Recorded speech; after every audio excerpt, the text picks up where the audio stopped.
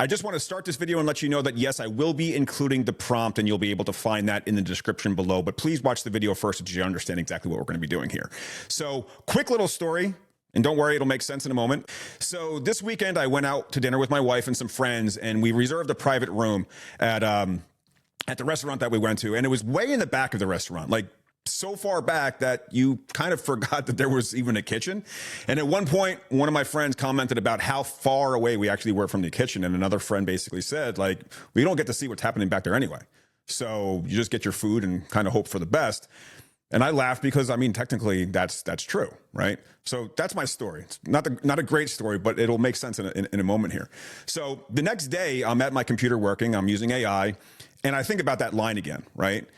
And then it occurs to me that, you know, this is really, and I know this sounds cliche, but this is really how a lot of people use AI, right? You type something in, you get something back. Sometimes it's great. Sometimes it's generic. Sometimes it sounds super confident, but it's really just quietly filling in gaps, right? And obviously, this is going to depend on how you prompt and the amount of information you give it and so forth.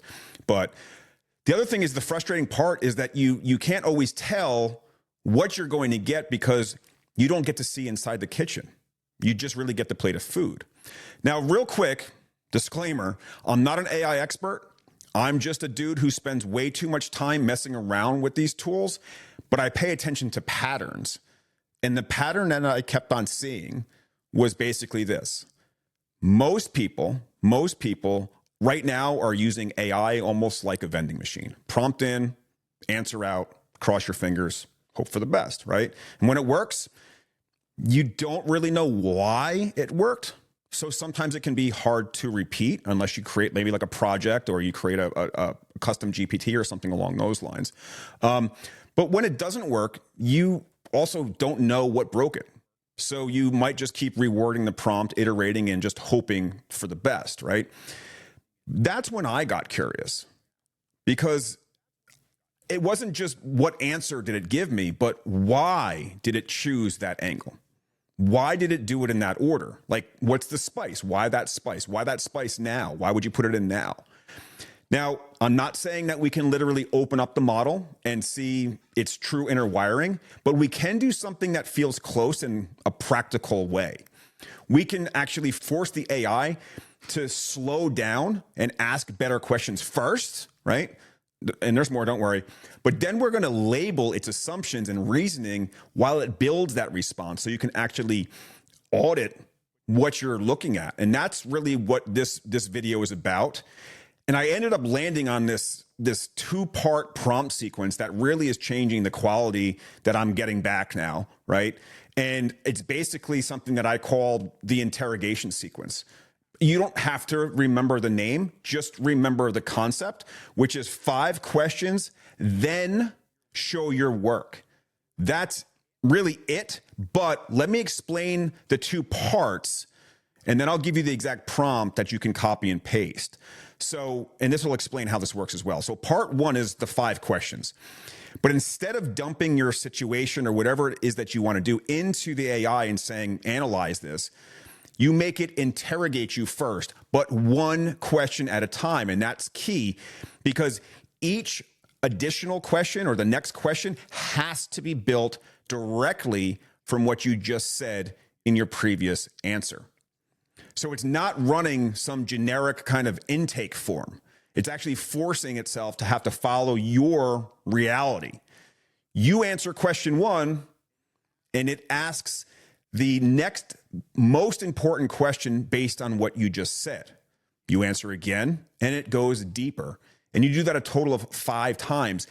And the reason that matters is because most bad AI outputs are not bad because the model is dumb. They're bad because your situation, your prompt, or whatever it is, when it hits the model has to fill in the blanks. And it's going to fill in the blanks the same way that you or I would, a person would, if you were told half of a story. We're going to kind of guess and fill those pieces in ourselves, right? So the questioning phase is basically removing that fog. By question 4 or 5, you'll probably have said something, and this is what I noticed for myself, is that I end up answering and I say something that I would not have thought of or said in the initial prompt. Maybe it's a detail, maybe it's a new constraint, maybe it reveals the real goal. It exposes what maybe you're worried about or concerned about, right? And suddenly the AI isn't responding to a generic category, just kind of like what it's been trained on. It's responding based off of its training, but now based on what you're giving it. So now it's a lot more specific. It's responding to you specifically, right? Now, part two is what makes this method really kind of feel like a cheat code, right? Part two is the audit, right? Because even after 5 questions, AI can still do that thing where it sounds certain, where it sounds like it's 100% positive, even when it's completely reaching, right? So you force it to label what it's actually doing. While it builds the response, it has to show things like what it's basing each point on from your answers, right? What it's assuming, how confident it is. If there's another interpretation, that could also be true. See, this isn't about making the AI more honest in some philosophical way.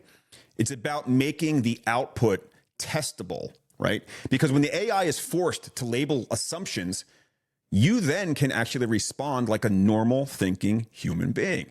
You can say, yeah, that's true, or no, that assumption is wrong, or that's unclear. Ask me another question. Ask me one more thing. Or, wow, that's the real issue right there. That's happened to me, right? I'm hoping that it happens to you in some kind of way, right? Not in a bad way, but where you try this out and you're like, oh, wow, this actually did give me some clarity, right? But getting back on track, this is really the difference between nice sounding advice, that kind of like psychophonic advice that AI gives us all the time. And it's more useful clarity, right? So what does this actually do for you?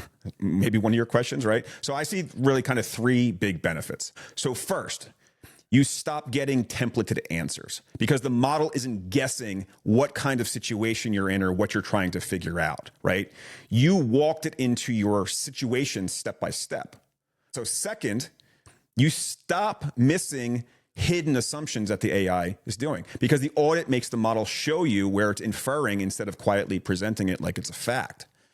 And third, you get repeatability because when something works, now you can actually see why it worked. Even if you have a good prompt, you might have an idea why it works because you gave it those constraints, but now you're kind of able to see a little bit under the hood, right? So when you know kind of why it did it and how it did it, you can reuse that structure. You can reuse that same questioning style. You can build a personal prompt library that actually performs instead of a pile of prompts that sometimes hit and sometimes miss, and you don't really know why. Now, the other thing is that you can aim this to be inward or you can aim it to be outward, right? So let me explain kind of both and what I mean. So we'll talk about inward. So this is when you have a recurring pattern that you can't break. Maybe it's procrastination, maybe it's overthinking, maybe it's picking the same type of relationship, work pattern where you keep getting stuck somewhere at the same stage or whatever. So normally if you ask AI about that, it'll give you a decent general explanation, but it's the category answer, right? It's what this problem usually looks like. With the 5 questions first asked individually, it stops being, well, people who procrastinate tend to do this. It actually becomes, well, you specifically do this at this specific moment for this specific reason. And it's not because the AI is magical. It's because you finally gave it the missing pieces. But then the audit helps you see what parts are grounded and which parts are speculation, more or less. So you're not blindly accepting a story that just sounds smart or that sounds like it's a true story, right? Now, another way that you can use this is outward, right? Now, this is like if you're a creator, you're using it to generate something. So you feed it something that already exists and has already been proven to work. So a viral ad, a sales page, a script, a job posting, an email that you sent somebody that felt off, but you couldn't really explain why. So run the same method, but run it on the content, right? Force the AI to interrogate the content piece first. What is the goal of this? Who is it really targeting? What tension is it creating? What belief is it trying to install? What's the sequence of moves? Then the audit shows you the architecture. Not just, this is good writing.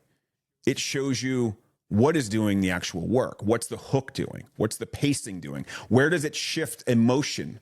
Where does it shift identity? Where does it create urgency, fear of loss? What would weaken if you moved something in it? And once you can see that, you start creating by these almost kind of like vibes. You start creating with intention, right?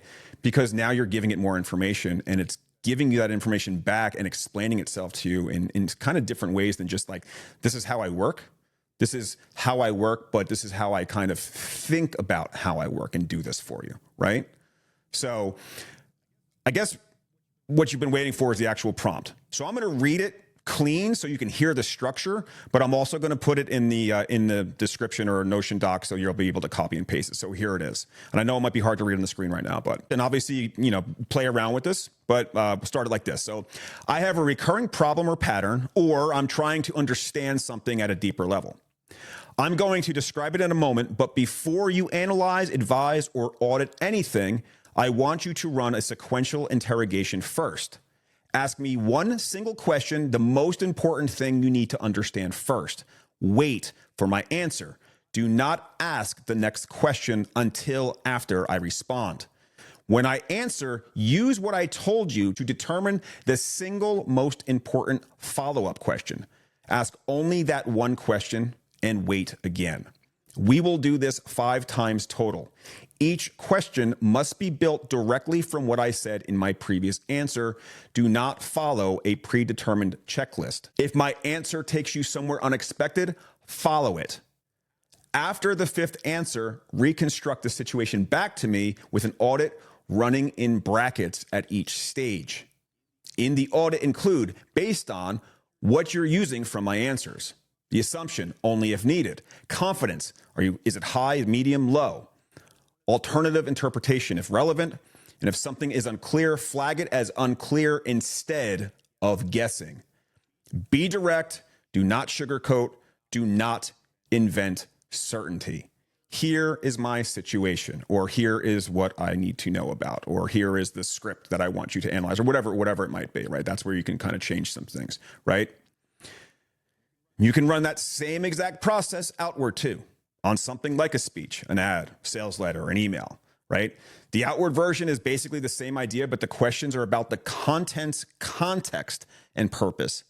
And then the audit maps the architecture of that piece. And again, I'll include both prompts in the description, so you'll find the Notion doc so you can copy and paste and mess around with it as much as you want. So here's what I suggest. Run it on one of 2 things, either a pattern in your life that's been bugging you, that you're struggling with, and you want to get kind of real clarity on it. That's honestly where I've used it before, and it really does help, right? Or you can use it on a piece of content that clearly works, and you want to understand why it works so you can recreate that kind of structure on purpose. If you want to just try this out for yourself very, very easily, because this is actually one of the things that I actually used, look for Apple's The Crazy Ones speech and have it break that down. I was actually pretty amazed by what it told me, and I can include that actually in the Notion doc as well, so that you can read that and see if it comes back different for you than it did for me. But I was really kind of surprised by what came back with that. So if you try this one time, you're going to notice a difference immediately. The output does really stop feeling like a generic response generator, right? It starts feeling like something you can actually collaborate with, which is what I say all the time, is use AI as a collaboration tool, right? As a collaboration partner. So if you do try this, please tell me what you ran it on and what surprised you. Hopefully you do find some cool things, because I'm telling you, the first time you see an AI forced to slow down, interrogate, label its assumptions, you realize you've been leaving a lot on the table with how you were using these tools. I know for me, I definitely saw it. So again, I'll put the prompts in the description. Thanks so much for watching. I hope this was helpful. This is Craig, and I'll see you on the next video. Take care.